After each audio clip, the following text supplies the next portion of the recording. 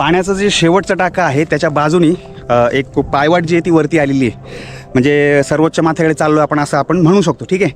तर तिकडनं वरती आल्यानंतर आपल्या उजव्या हाताला आपल्याला देवणीचा सुळका जो आहे तो दिसतो. हे पहा इकडे आहे. आपण ह्या वाटेने वरती आलो इकडनं. हा देवणीचा सुळका आहे. तो खालनं मी दाखवलंच होता, पण इथं मला जी वेगळी गोष्ट दाखवायची आहे. माझं लक्ष गेलं आणि ते मला ते दिसलेलं मी दाखवतो तुम्हाला.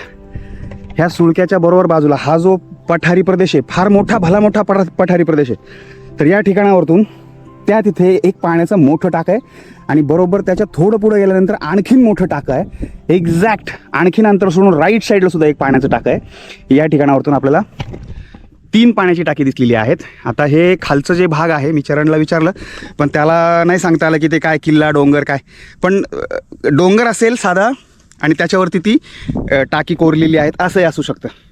याच्याबद्दल जर तुम्हा कोणाला काही अधिकची माहिती असेल तर नक्की कमेंटमध्ये सांगा, म्हणजे आपल्याला सगळ्यांना ते कळणार आहे.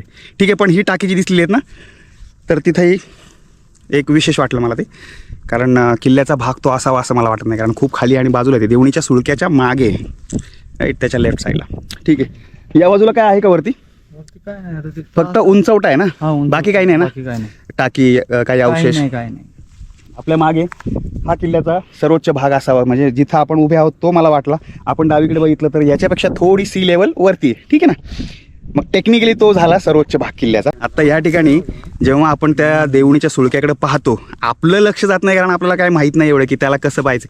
आता त्याच्यामध्ये एक विशेष गोष्ट त्या ठिकाणी एक डिश दिसते आणि ती पण आम्हाला चरणने दाखवली की ते पहा तिथं काय. म्हटलं काय बाबा, तो बोलला की ते चांदीची प्लेट आहे बरोबर ना, आणि तिथं ती ठोकली आहे. ते त्याला हे नाही सांगता आलं की ते कोणी ठोकली का ठोकली नाही सांगता आलं, बट तो खूप शुअर आहे की ती चांदीची प्लेट आहे.